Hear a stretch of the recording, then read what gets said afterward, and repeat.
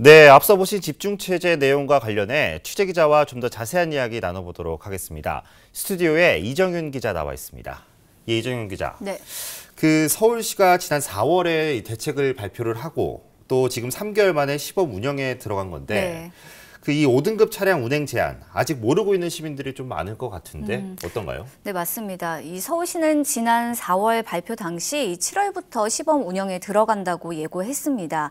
이 예정대로 7월의 첫날인 오늘부터 시범 운영에 들어갔는데요. 예. 이 전국에 등록된 배출가스 5등급 차량이 대상입니다. 예.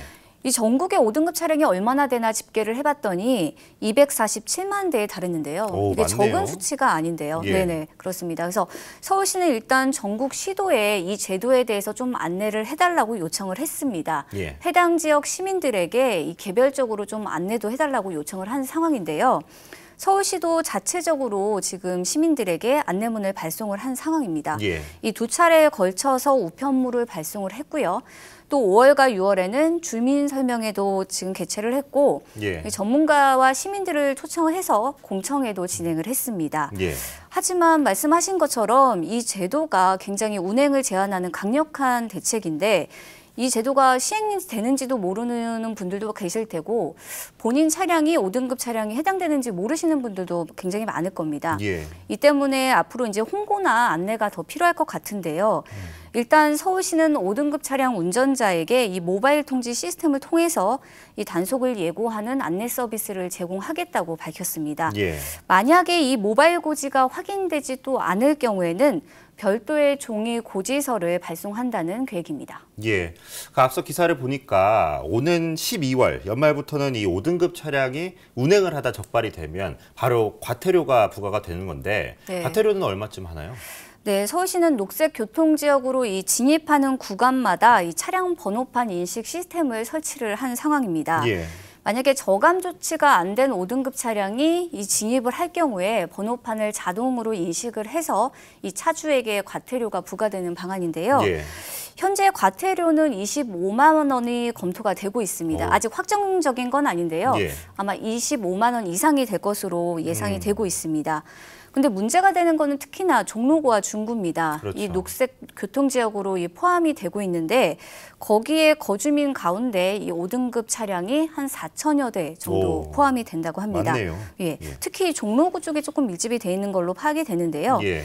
하지만 일단 서울시는 11월까지는 계도 기간을 거친다는 계획입니다. 예. 당장 과태료를 부과할 수는 없기 때문에 11월까지는 홍보 활동도 벌이고 계도 활동을 벌인다는 계획인데 5등급 차량은 이 기간 안에 그래서 반드시 좀 저감 장치를 부착을 하셔서 과태료를 부과받는 이런 불이익을 받지 않도록 주의를 하셔야 될 것 같습니다. 예, 시간이 좀 많이 남았지만 빨리 조치를 네. 하셔야 될 것 같은데 그 중구 종로 지역에만 4,000대면 꽤 많은 많습니다. 숫자입니다. 적지 네. 않습니다.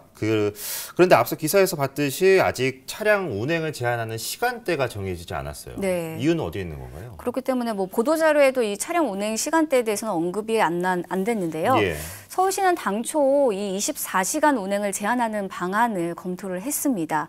이 미세먼지를 줄이기 위해서 정말 미세먼지와의 전쟁을 선포하면서 이 대책을 내놓은 거거든요. 예. 그렇기 때문에 24시간 운행을 제한을 하기로 했는데 하지만 시민 불편이 커질 수 있다는 우려도 많이 나오고 이에 따라서 시민들의 반발이 커질 수 있다는 이런 우려 때문에 예. 그러면 시간대를 정해서 제한을 하자 이런 방식이 좀 검토가 된 겁니다. 예.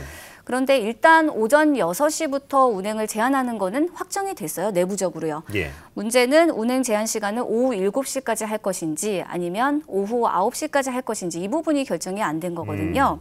서울시는 지역 내 거주민과 또 상인들의 좀 의견을 수렴을 하고 전문가들의 의견도 좀 청취를 해서 예. 이 결정을 하겠다고 밝혔습니다. 이 시범 운영 기간 동안 통행량 등도 좀 분석을 해서 시간대를 최종적으로 결정하겠다는 방침인데요. 아마 9월이나 10월 정도 안에는 이 결정이 나서 고시 공고를 내겠다는 방침입니다. 이렇게 제도가 시작이 됐지만 사실 내 소유 차량이 몇 등급인지 아는 분들이 많지 않을 것 네, 같아요. 맞아요. 5등급인지 아닌지 이거를 확인하는 것이 가장 중요할 것 같은데 확인하는 방법 좀 알려주시죠. 네, 본인의 차량이 몇 등급인지 확인하는 방법은 좀 여러 가지가 있긴 합니다. 예. 일단은 자동차 배출가스 등급제 홈페이지가 있습니다.